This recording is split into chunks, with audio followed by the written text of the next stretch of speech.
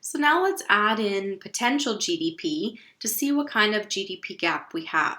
So recall that potential GDP is the total amount that economy is capable of producing when we utilize all of our resources. And we can compare that to our actual GDP, that is how big is the economy currently. When we measure potential and actual GDP, they can be measured in real or nominal terms, as long as potential and actual are in the same measurement, so either both real or both nominal. As we're looking at it here on our graph, we're going to be looking at it in terms of real GDP. So when we look at GDP gap, the GDP gap is a difference between potential and actual. If your potential is more than your actual, then you are in a recessionary, sometimes called contractionary gap.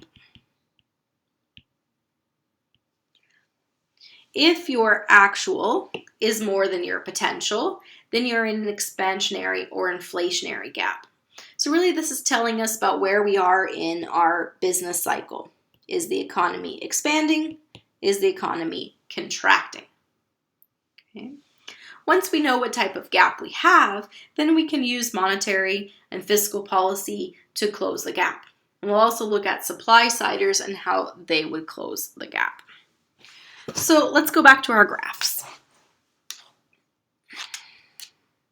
So let's take our price index and our aggregate quantity demand and aggregate quantity supplied from before, plot aggregate demand and aggregate supply. The difference this time is we're going to add in our potential GDP. It looks like we're having some technical difficulties here, so let's try to reload this page. But you can see aggregate demand and aggregate supply here. And so on your graph, add potential GDP to that as well.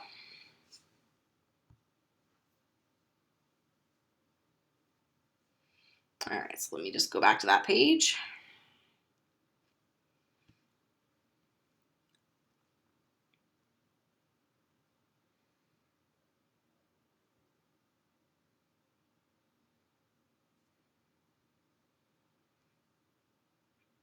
All right, so here we have aggregate demand and aggregate supply, and we're going to add to that our potential GDP.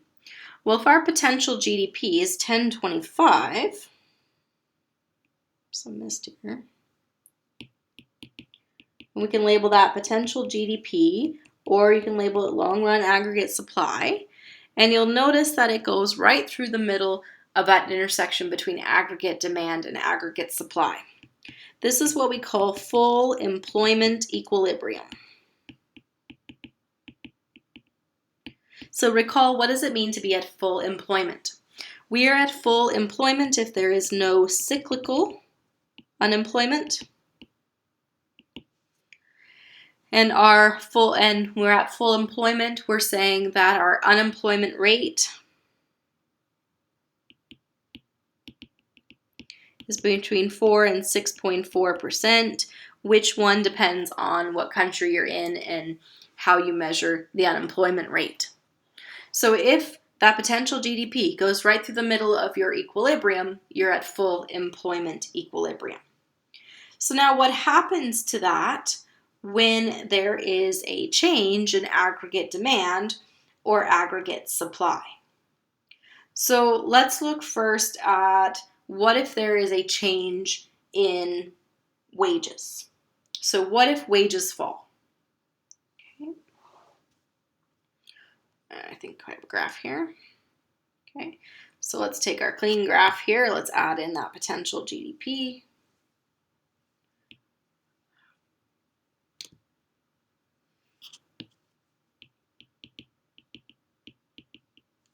At 1025. So our actual and our potential are the same. Now, if wages fall, okay, does that change aggregate demand or aggregate supply? So this is where we think back to the determinants of aggregate demand and the determinants of aggregate supply. Now, when we talk about wages, wages does not shift the aggregate demand curve because aggregate demand comes from aggregate expenditures. And aggregate expenditures, we want to know what shifted the aggregate expenditure function. Well, when we had aggregate expenditures, national income was what was on the horizontal. So when you changed income, It didn't shift the aggregate expenditure function, it was simply a movement along. In order to change aggregate demand, we had to have something that would actually shift the aggregate expenditure function and therefore change that equilibrium. So wages don't change aggregate demand. Okay? So where does wages come in? Well, wages changes aggregate supply because wages are one of the factor payments. And if you change one of the factor payments, you're changing the cost to the business. As the cost to the business changes, it's going to change which of these graphs? It's going to change aggregate supply. So if wages fall, aggregate supply will increase. Businesses can now afford to produce more at the current price level, and so aggregate supply will shift to the right. So let's shift our aggregate supply here to the right, which means that businesses are willing to sell more at the current price level, but we're no longer in equilibrium at the current price level. Now, potential GDP, does it change? No, potential GDP is changed by a change in natural resources, a change in capital goods, technology, or the quantity and quality of workers. A change in the cost of your factors of production only changes aggregate supply. Well, what does it do to our equilibrium? We're no longer in full employment equilibrium. Our new equilibrium is here.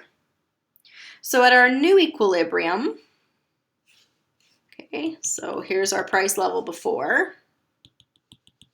Here's the new price level now. So we've had deflation. All right, real GDP, our actual real GDP has increased. But notice the potential GDP has not. So now where we actually are is bigger than where we potentially could be. So in this case, we have a gap, and actual is more than potential. So what type of gap is this? It is an expansionary gap because our actual is more than our potential. And we could measure how big this gap is by looking at the difference between our actual and our potential. And so based on this graph, it looks like the gap is about $25. Okay, in terms of the difference between what we actually are at and where we potentially could be. So anytime your costs go down, aggregate supply increases, prices fall, real GDP increases, there's no change to potential GDP. All right, what if we create new technology? So let's still start from full employment equilibrium. So here's potential GDP at 1025. So we're at full employment equilibrium. The price is 2% inflation since the base year, real GDP 1025. Now let's suppose that there's new technology. Think back to your determinants of aggregate demand and aggregate supply and potential GDP. If there's new technology, what changes?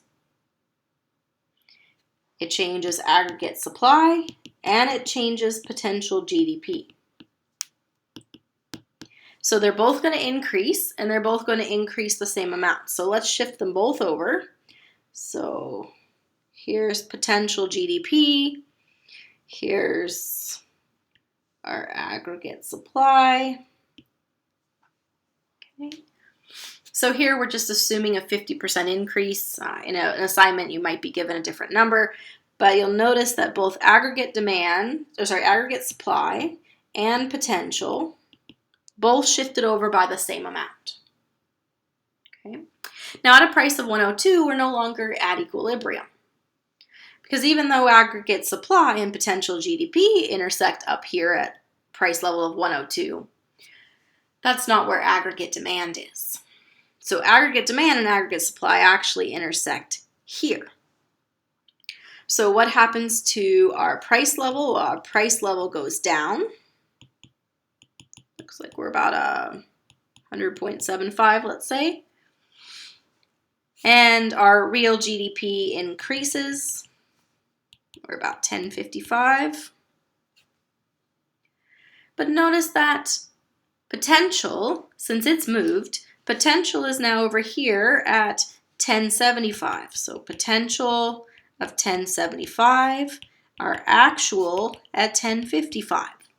So we're no longer at full employment. We have a gap. See that difference there? That's our gap. Now potential is more than our actual. So what type of gap do we have? If potential is more than our actual, then we have a recessionary gap.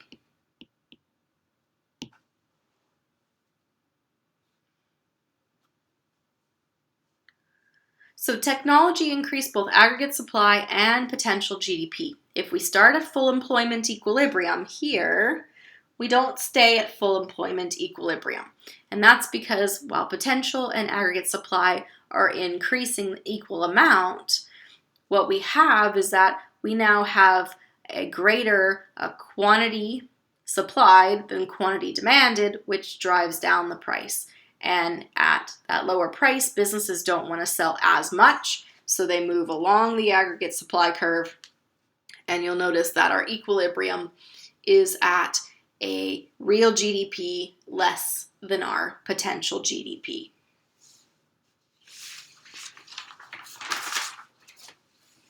So let's start talking about how to close the gaps.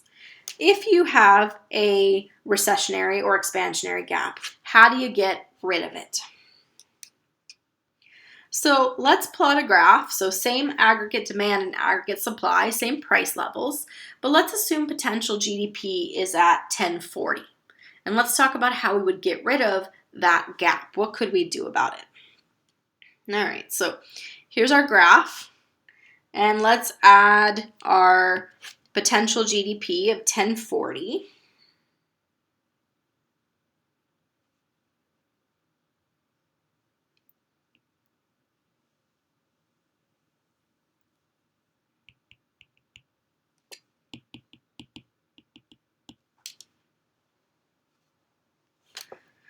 So you'll notice that here is our equilibrium.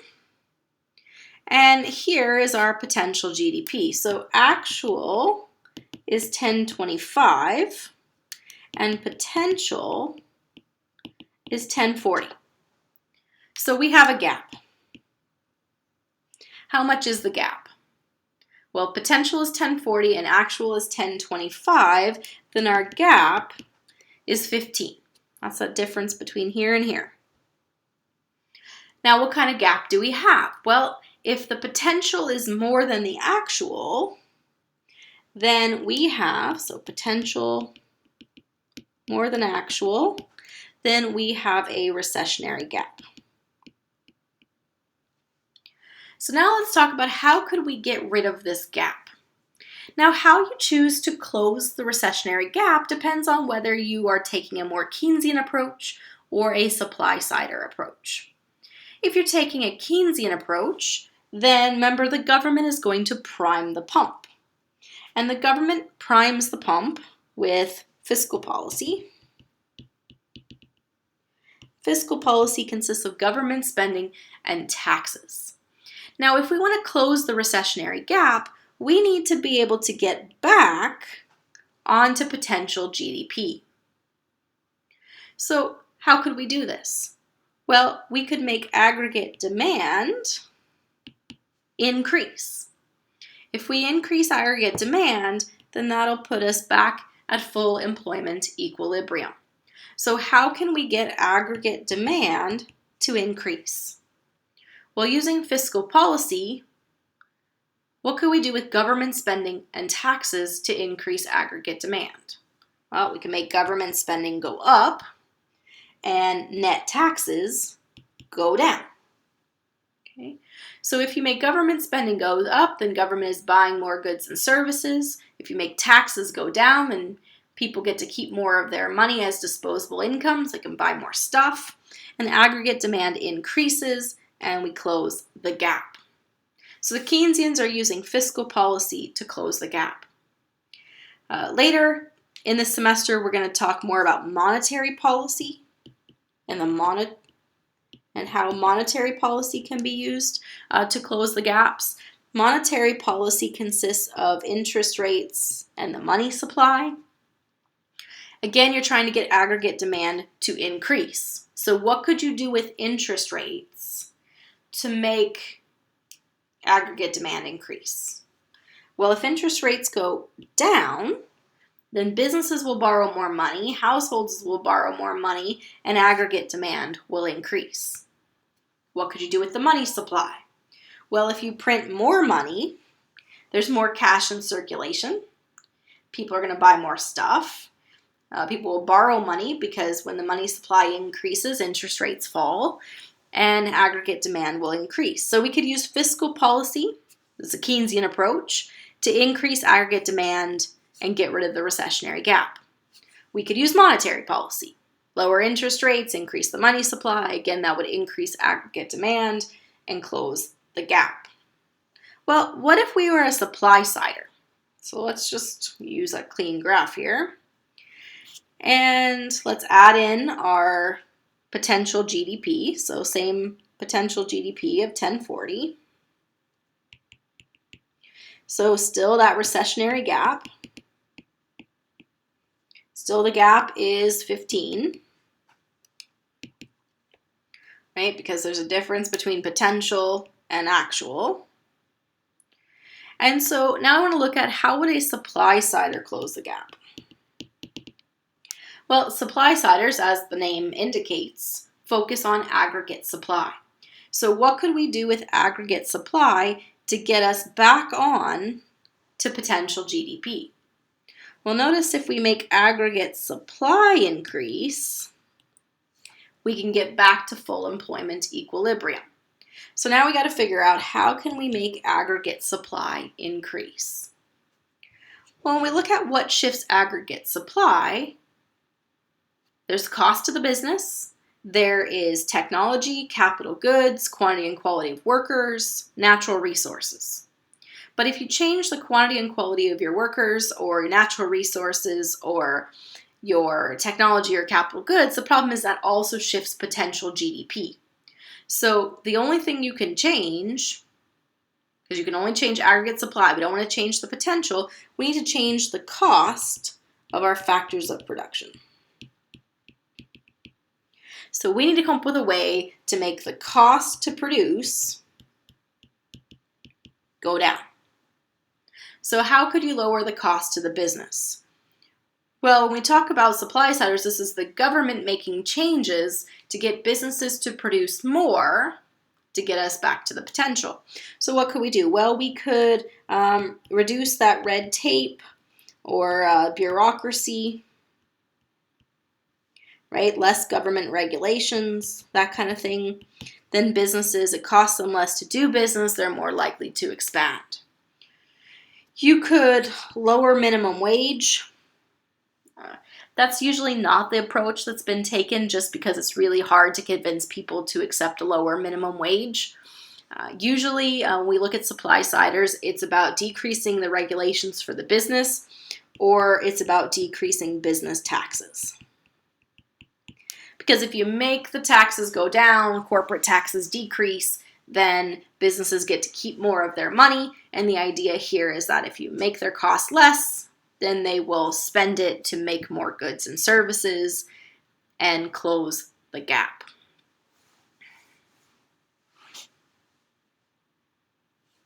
All right, let's look at this scenario. So same aggregate demand, same aggregate supply, but now we have a different potential GDP. So let's graph that. So now potential GDP is 985. So that puts us about here.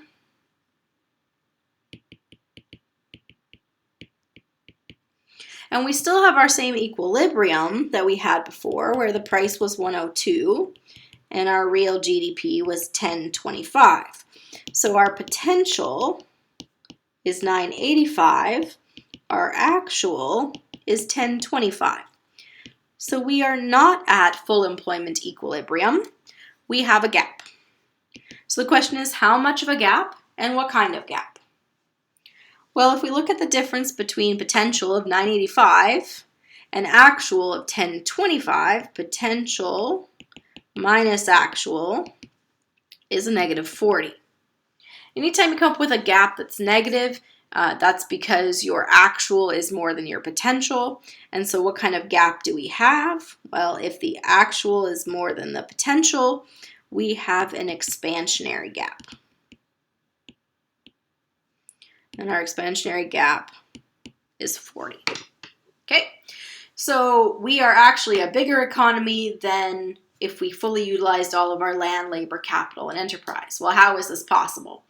Well, if we're all working overtime, we can't find enough workers to do all the jobs that we have, we are outsourcing a lot to keep up with all the demand, then we're in an expansionary gap. So this is not sustainable. The economy is growing faster than what we have the resources for. So what do we do about this gap? Well, this gap is problematic because it's not sustainable and it can lead to lots of inflation. Because if you can't find enough workers for the jobs available, then all the wages have to go up. And if we can't make enough goods, then all the prices have to go up. And so we're concerned if the economy grows too fast. So we want to close the expansionary gap. So how can we slow this economy down? Well, let's start with the Keynesian approach. And Keynes was about using fiscal policy. So remember, that's government spending and taxes. Okay, so we want to close the gap. We want to get back to our potential. When we change government spending and taxes, we're changing aggregate demand. So we need aggregate demand to decrease. So what could you do with government spending to get demand to decrease? Well, if the government spends less, then we're buying less goods and services. If we raise net taxes, then households have less disposable income and they're going to buy less goods and services, so it decreases aggregate demand and puts us back on potential GDP. There's also the monetary approach. You can use monetary policy to close the gap. Again, here we're looking at interest rates and the money supply. So how can you get people to buy less stuff? How do you get aggregate demand to decrease? Well, if interest rates go up, then we borrow less and we buy less, so aggregate demand will go down. If we decrease the money supply, so there's less cash in circulation, well, if you have less access to cash, you buy less stuff and demand decreases. So here we can close an expansionary gap by decreasing aggregate demand, either using fiscal policy or monetary policy. All right, let's look at the supply-siders. So let's take our same graph and let's put in our potential GDP of 985.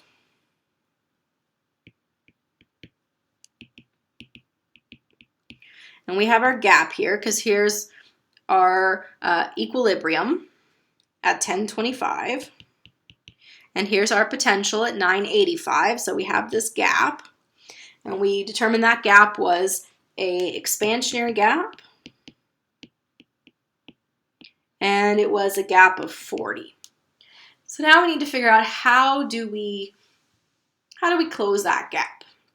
Well, if you are a supply-sider, then you're going to change supply. So you want to get back onto potential GDP. So what are you going to do with aggregate supply? Increase it or decrease it? All right, we're going to decrease aggregate supply, shift it to the left. So then the question is, how do we decrease aggregate supply? Well, we need aggregate supply to change, but not potential GDP. So what changes aggregate supply but does not change potential GDP? So if we want aggregate supply to decrease, then we need the cost of our factors of production to do what? We need those costs to go up. So what could we do? Well, we could raise minimum wage. We could increase the amount of red tape or regulations. We could increase business taxes. Okay. And that would decrease aggregate supply and put us back at full employment equilibrium. Now, when it comes to supply-siders in practice, in reality, typically supply-siders only intervene when there's a recessionary gap. They're not really for closing expansionary gaps. They're not for increasing the cost of production. So it's rarely that you'll hear supply-siders call for any intervention when there's an expansionary gap, just because they don't want to increase the regulations or the taxes on businesses. But if supply-siders did want to close an expansionary gap, then they would need the cost of production to go up.